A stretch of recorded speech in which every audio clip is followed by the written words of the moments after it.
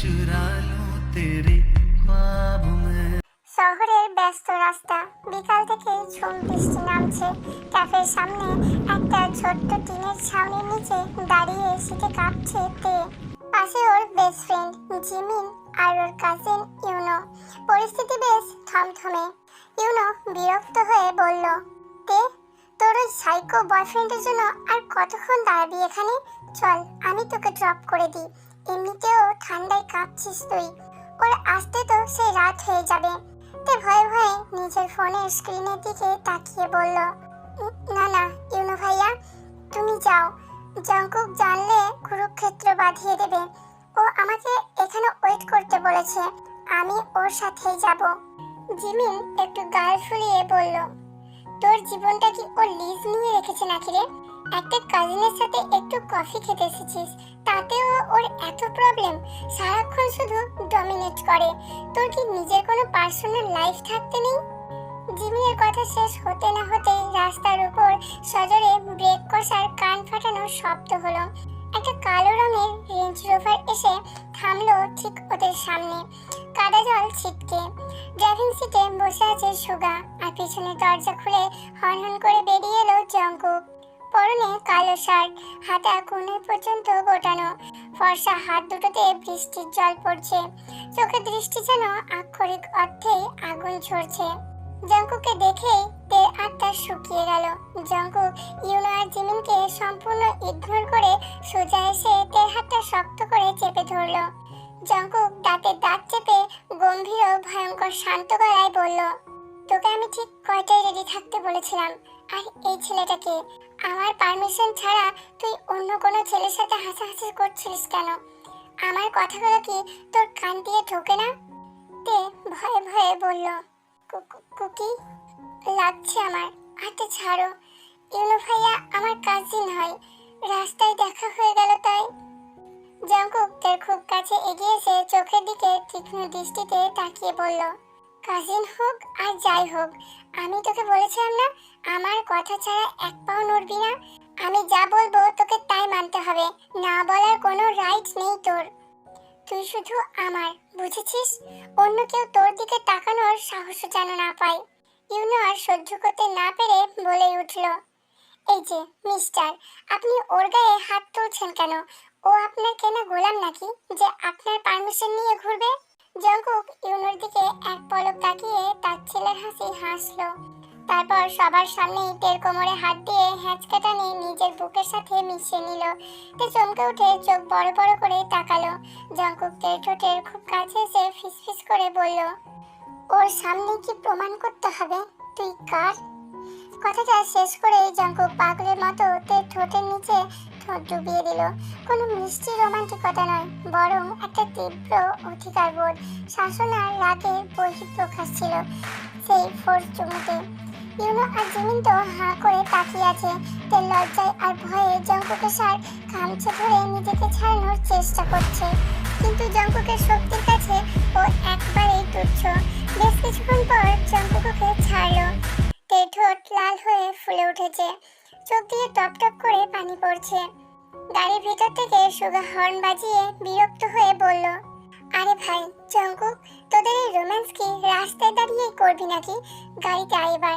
Public প্লেসে এসব করলে পুলিশ এসে ধরে নিয়ে যাবে, আর আমার এই সাধের গাড়িটা তোদের প্রেমিক প্রেমিকার যন্ত্রণায় 12টা বাজবে।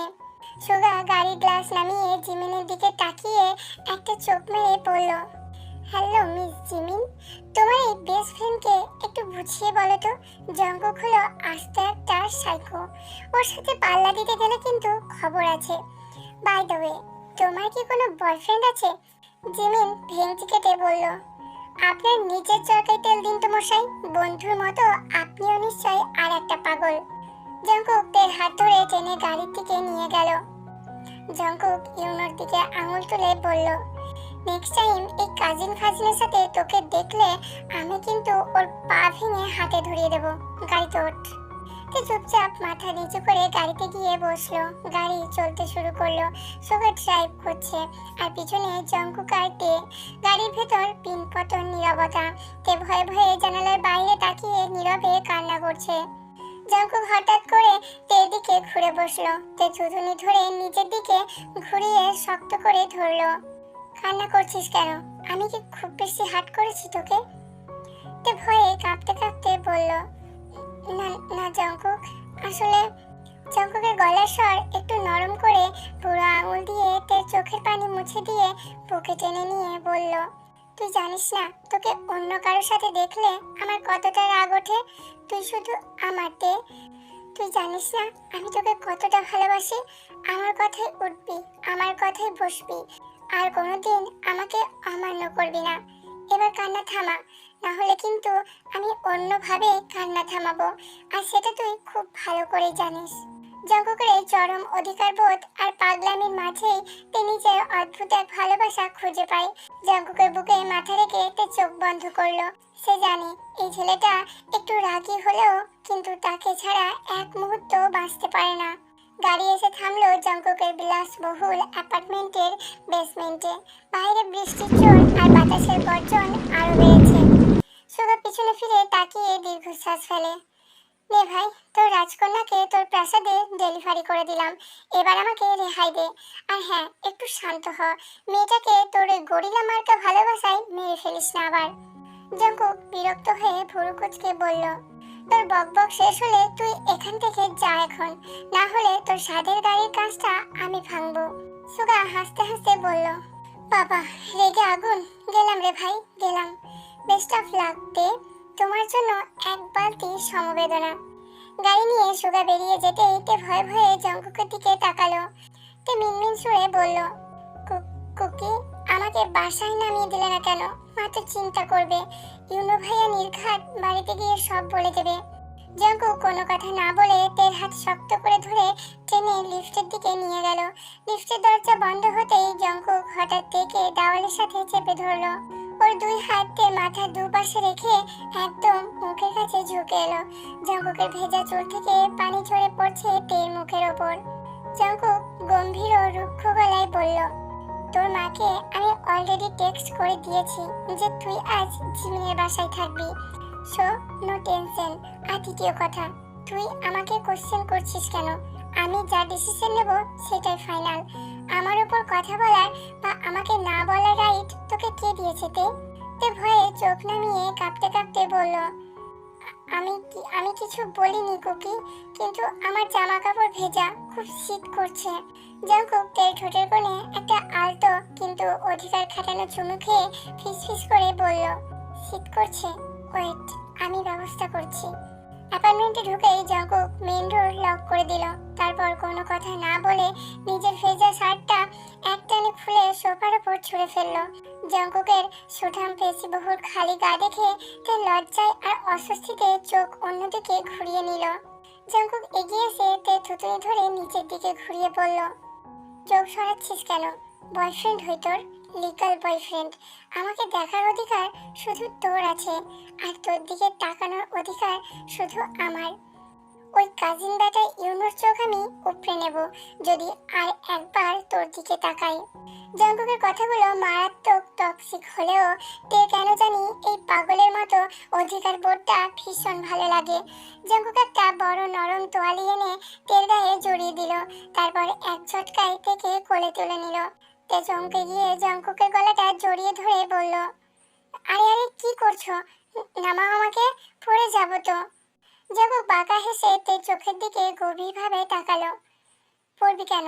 আমি ধরে আছি না, আর তুই পড়লে তো আমার বুকেই পড়বি, সেই সুযোগ আমি তোকে দেব না। জঙ্কুক সোজা বেডরুমে গিয়ে তেকে বিছানায় বসিয়ে দিল। তারপর ওয়ার্ড্রপ থেকে নিজের একটা কালো রঙের ওভারসাইজ টি শার্ট বের করে তের দিকে ছুঁড়ে দিয়ে কমান্ডিং টোনে বলল, চেঞ্জ করে নে জলদি, আমি বাথরুমে যাচ্ছি। বের হওয়ার আগে যেন দেখি চেঞ্জ করা হয়ে গেছে, না হলে কিন্তু আমি নিজেই তোর কাপড় চেঞ্জ করিয়ে দেব, আর তখন পরিণতি খুব একটা ভালো হবে না। তে লজ্জায় লাল হয়ে মাথা নাড়ালো। জঙ্কুক বাথরুম থেকে বের হয়ে দেখলো তে ওর টি শার্টটা পরে বিছানার এক কোণে জড়সড় হয়ে বসে আছে। টি শার্টটা তের হাঁটু পর্যন্ত নেমে এসেছে, ভেজা চুলগুলো পিঠের ওপর ছড়ানো।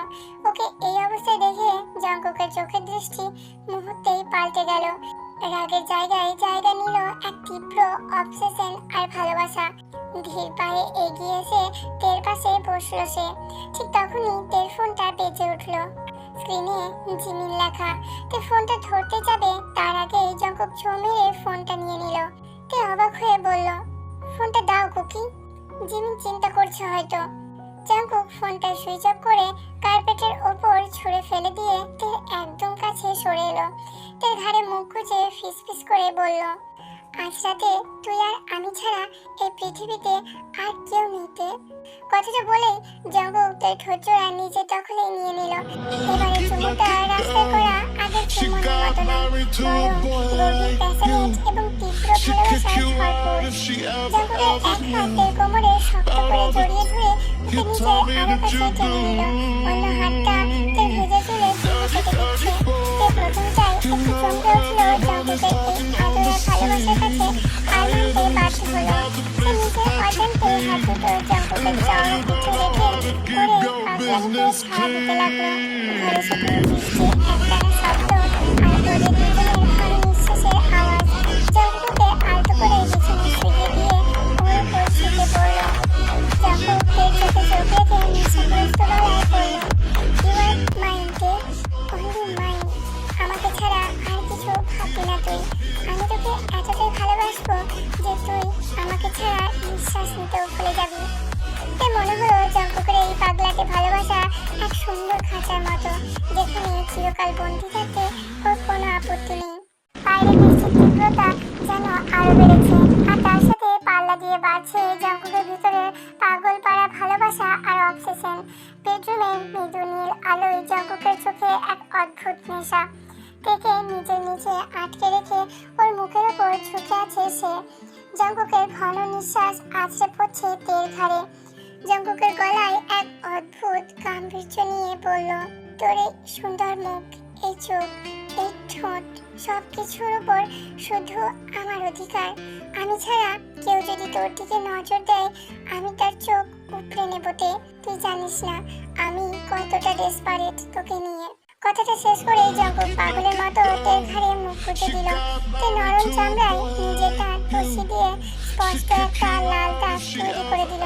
তে ব্যথায় হালকা কুকিয়ে উঠে জঙ্কুকের পিঠ খামচে ধরল। আহ কুকি, লাগছে আমার, প্লিজ। জঙ্কুক বাঁকা হেসে তের মুখের দিকে তাকিয়ে বলল, লাগুক। এই দাগটা তোর শরীরে আমার সিগনেচার, যাতে আয়নার সামনে দাঁড়ালে তুই বুঝতে পারিস তুই কার প্রপার্টি। আর তোর ওই কাজিন ইউনো তো দূরের কথা, কোনো ছেলে যেন তোর দিকে তাকানোর সাহস না পায়। জঙ্কুক তের কোনো কথা শোনার বা বলার সুযোগ না দিয়ে আবারও তের ঠোঁট দুটো নিচের দখলে নিল। এবারে চুমুটা ছিল আরো গভীর, আরো দাবিদার, যেন সে তের সমস্ত সত্তাকে নিজের করে নিতে চাইছে। তে শ্বাস নেওয়ার জন্য ছটফট করলেও জঙ্কুককে ছাড়ল না। একটা ফোর্স কিন্তু তীব্র ভালোবাসায় মোড়ানো রোম্যান্স পুরো ঘরটাকে যেন আরো উত্তপ্ত করে তুলল। জঙ্কুকের এই ডমিনেটিং আচরণে তে ভয় পেল কোথাও গিয়ে ওর মনের গভীরে এই ছেলেটার প্রতি অন্ধ ভালোবাসা কাজ করে। সে জানে জঙ্কুক সাইকো হতে পারে, কিন্তু ওকে ছাড়া জঙ্কুক এক মুহূর্ত বাঁচে না। বেশ কিছুক্ষণ পর জঙ্কুক তেকে ছেড়ে উঠে বসলো। তে হাঁপাতে হাঁপাতে বিছানায় উঠে বসে নিজের টি শার্টটা ঠিক করে নিল। জঙ্কুক এক ঝটকায় তেকে টেনে নিজের কোলের উপর বসিয়ে নিল। জঙ্কুক তের চোখে চোখ রেখে চরম সিরিয়াস টোনে বলল, আমি আর কোনো রিস্ক নিতে চাইছি না তে। তোর ওই ফ্যামিলি আর ওই ইউনোর উপর আমার 1% বিশ্বাস নেই। কাল সকালে আমি তোকে নিজের লিগাল ওয়াইফ বানাবো। কথা শুনে তের মাথায় যেন আকাশ ভেঙে পড়লো। সে বড় বড় চোখ করে জঙ্কুকের দিকে তাকালো। বিয়ে কাল সকালে? কিন্তু কুকি, এত তাড়াতাড়ি? মা বাবা তো কিছুই জানে না, তারা তো কিছুই মানবে না। প্লিজ কুকি, একটু সময় দাও। জঙ্কুক চোখ রাঙিয়ে তের কোমর আরো শক্ত করে চেপে ধরে। আমি কি তোর কাছে পারমিশন চাইলাম? আমি তোকে জাস্ট ইনফর্ম করলাম। তোর ফ্যামিলি মানলো কি না মানলো তাতে আমার বিন্দু মাত্র যায় আসে না। আর তোর আমাকে না বলার কোনো রাইট নেই, এটা তুই ভুলে গেছিস। আমি ডিসাইড করেছি কাল আমাদের বিয়ে হবে, মানে কালকেই হবে, জাস্ট ফাইনাল। জঙ্কুক এক হাতে তেকে নিজের সাথে জড়িয়ে রেখে অন্য হাতে ফোনটা তুলে নিল। স্পিকার অন করে শুভকে কল দিল। রাত তখন প্রায় 2টো।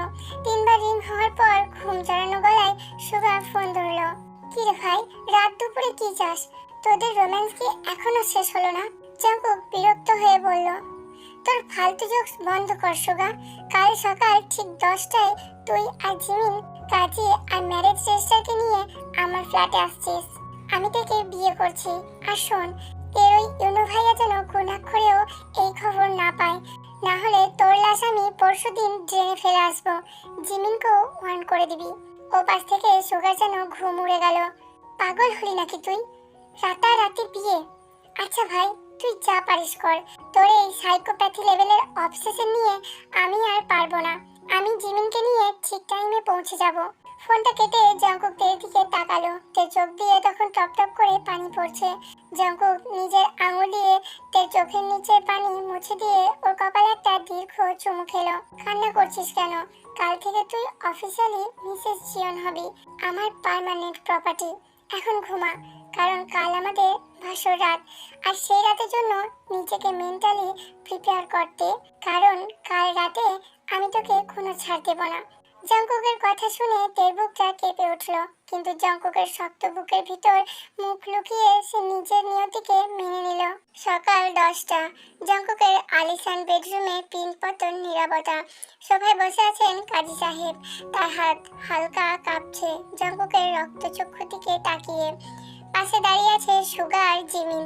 পরিস্থিতি একদম থমথমে। সুগা ফিসফিস করে জিমিনকে বলল, তোর বেস্ট ফ্রেন্ডকে বল তাড়াতাড়ি কবুল বলতে, না হলে জঙ্কুক যে ফর্মে আছে কাজী সাহেবকে এখানে শুইয়ে দেবে। আমার তো নিজেরই ভয় লাগছে। জিমিন কাঁদো কাঁদো মুখে ফিসফিস করে বলল, ইউনো ভাইয়া বাসায় তো পাগলের মতো থেকে খুঁজছে, আর এখানে এই সাইকোটা ওকে জোর করে বিয়ে করছে। তের জীবনটা শেষ। জঙ্কুক হঠাৎ ঘাড় ঘুরিয়ে তীক্ষ্ণ দৃষ্টিতে তাকাতেই জিমিন ঢোক গিলে একদম চুপ করে গেল। জঙ্কুকের পরনে আজ একটা কালো সিল্কের শার্ট, ওপরে দুটো বোতাম খোলা। তার পাশে বসে আছে তে। জঙ্কুকের কড়া নির্দেশ অনুযায়ী ওর কিনে আনা একটা লাল রঙের শাড়ি পরেছে তে। চুলগুলো খোলা, হালকা কাজল। ওকে আজ অদ্ভুত সুন্দর লাগছে।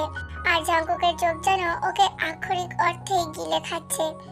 কাজী সাহেব ভয়ে ভয়ে বিয়ের ফতোয়া পড়িয়ে তের কাছে জানতে চাইলেন, মা, এই বিয়েতে তুমি রাজি তো? তে কিছু বলার আগেই জঙ্কুক তের হাতটা টেবিলের নিচ দিয়ে শক্ত করে চেপে ধরলো। ওর নখ তের নরম চামড়ায় হালকা বসে গেল। জঙ্কুক দাঁতে দাঁত চেপে ফিসফিস করে তের কানের কাছে বলল, হ্যাঁ বলতে 3 বার কবুল বল, না হলে আমি আজকেই ইউনো আর তোর ফ্যামিলিকে রাস্তায় নামিয়ে দেব। You know very well I can do it. তে ভয়ে কেঁপে ওঠে, চোখ থেকে জল গড়িয়ে পড়ে, আর কাঁপা কাঁপা গলায় 3 বার কবুল বলে দেয়। সাথে সাথে জঙ্কুকের মুখে একটা শয়তানি অথচ বিজয় হাসি ফুটে উঠল। পেপারে সাইন করার সাথে সাথেই তে অফিসিয়ালি মিসেস জিয়ন হয়ে গেল। কাজ শেষ হতেই সুগা আর জিমিন আক্ষরিক অর্থেই দৌড়ে যান বাঁচালো। রাত 10টা। বেডরুমের পরিবেশটা অদ্ভুত মাদকতাময়। চারিদিকে লাল গোলাপের পাপড়ি ছড়ানো, মৃদু নীল আলো জ্বলছে। আজ তাদের বাসর রাত। তে বিছানার এক কোণে জড়সড় হয়ে বসে কাঁপছে। হঠাৎ দরজা লক করার আওয়াজে সে চমকে উঠল। জঙ্কুক ধীর পায়ে এগিয়ে এলো। ওর হাতের ঘড়িটা খুলে টেবিলে রেখে একটানে শার্টটা খুলে ছুঁড়ে ফেললো ফ্লোরে। খালি গায়ে সুঠাম পেশিগুলো মৃদু আলোয় চকচক করছে। সে বিছানায় উঠে হামাগুড়ি দিয়ে তের একবারে কাছে চলে এলো। তের 2 হাঁটু 2 হাত দিয়ে আটকে ওকে নিজের আয়ত্তে নিল। জঙ্কুক নেশাগ্রস্ত গলায় তের খুব কাছে সে বলল, ফাইনালি তুই আমার, লিগালি, ফিজিক্যালি, মেন্টালি, সব দিক থেকে শুধু আমার। আজ থেকে অন্য কোনো পুরুষের নাম তোর মুখে আমি শুনতে চাই না। তে ভয়ে ভয়ে চোখ তুলে কাঁপতে কাঁপতে বলল, কুকি আমি। জঙ্কুক তের ঠোঁটে আঙুল রেখে ওকে থামিয়ে দিল। তারপর এক হেঁচকা টানিয়ে তেকে নিজের চওড়া বুকের সাথে মিশিয়ে নিল। জঙ্কুকের ঠোঁট নেমে এলো তের ঘাড়ে থাকা কাল রাতে সে কালছিটে তাকের ওপর। সেখানে আরেকটা গভীর চুমু খেয়ে সে তের শাড়ির আঁচলটা সরিয়ে দিল। তে লজ্জায় জঙ্কুকের বুকে মুখ লুকালো। জঙ্কুক হাসলো। তের থুতনি ধরে ওর মুখটা তুলে ধরে সরাসরি ওর ঠোঁটে নিজের ঠোঁট ডুবিয়ে দিল। কোনো বাধা নেই, কোনো কেস নেই। তের দম বন্ধ হয়ে আসলেও জঙ্কুককে আরো শক্ত করে চাপতে ধরলো। বেশ কিছুক্ষণ পর জঙ্কুককে ছাড় হাঁপাতে হাঁপাতে তের কানের কাছে ফিসফিস করে বলল, আজ রাতে তুই কোনো ছাই পাবি না তে। তুই জানিস না তোকে নিজের করে পাওয়ার জন্য আমি কতটা ডেসপারেট ছিলাম। তুই আমার অবসেশন, আমার চাই, আমার সব। জঙ্কুককে আলতো করে বিছানায় শুইয়ে দিল, ওর ওপর পুরোপুরি নিজের অধিকার স্থাপন করলো। তের চোখে জল থাকলেও জঙ্কুকের এই পাগলামি, এই টক্সিক আর ডিপ ভালোবাসার মাঝে সে নিজেকে সঁপে দিল। সে জানে এই ছেলেটা সাইকো হতে পারে, সারাক্ষণ ডমিনেট করতে পারে, কিন্তু এই ছেলেটার বুকের মাঝে তার আসল শান্তি লুকিয়ে আছে। শহরের বৃষ্টিরাত সাক্ষী রইল এক অদ্ভুত অটুট ভালোবাসার।